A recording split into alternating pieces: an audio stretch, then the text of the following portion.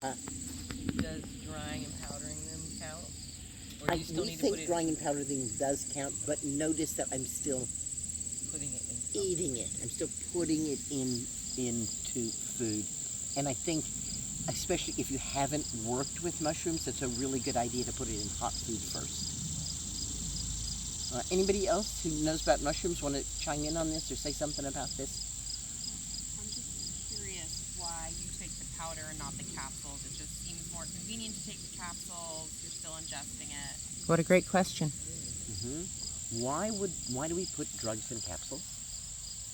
Convenience. No, Measured doses? No. Measured dose? no. You could. I could measure the dose of a powder. Tastes bad.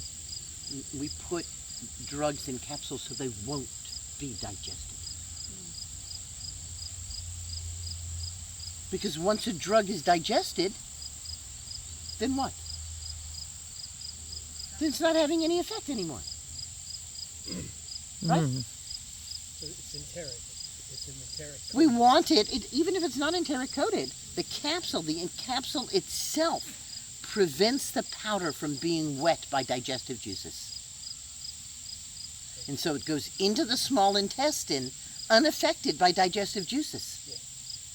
So you can't digest it. And that's what we want from the drug. Yeah. We want it to be not digested.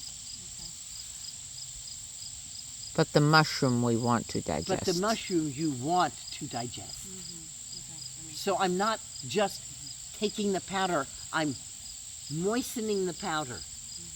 I'm putting it on something and eating it, or I'm sprinkling the powder on food where I'm eating it, so I'm absolutely certain that it's being held in the stomach for hours while the digestive acids of the stomach work on it.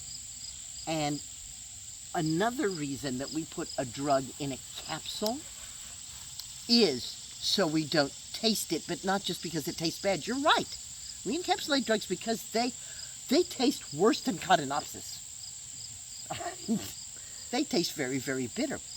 I'd like you to swallow slowly and be very aware of your tongue. Did you notice that there was a wave-like motion of your tongue as you swallowed? Starting from the front, there was a wave that came up as you swallow. So this wave first hits the soft palate, right up here at the front of your mouth, right? And then it hits the hard palate, and then it's swallowed down your gullet. Now, the mucous surfaces of your entire digestive system, including your mouth, start with a single cell layer of mucus-producing cells, which is replaced every 24 hours. Or as Ryan Drum says, you cannot be a vegan. You're an obligate carnivore. You eat your own digestive tract every 24 hours. You do. So these mucus-producing cells, a single layer thick, covering your entire digestive tract, are replaced every 24 hours, and right under them is lymphatic tissue. So when your tongue presses up against the soft palate, molecules of what you're consuming actually get into the lymphatic tissue. And the lymphatic tissue sweeps them down to the liver and the pancreas. It takes the liver and the pancreas approximately 4 hours to make the enzymes to digest whatever you have eaten.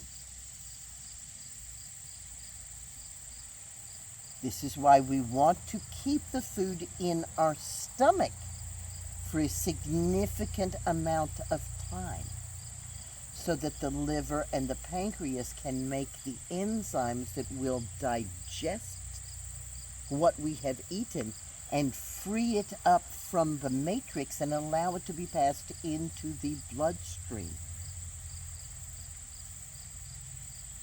Starting to get the picture.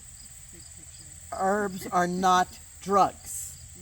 When we put them in a capsule, we're pretending that they're drugs, and we miss the entire point of using the herb.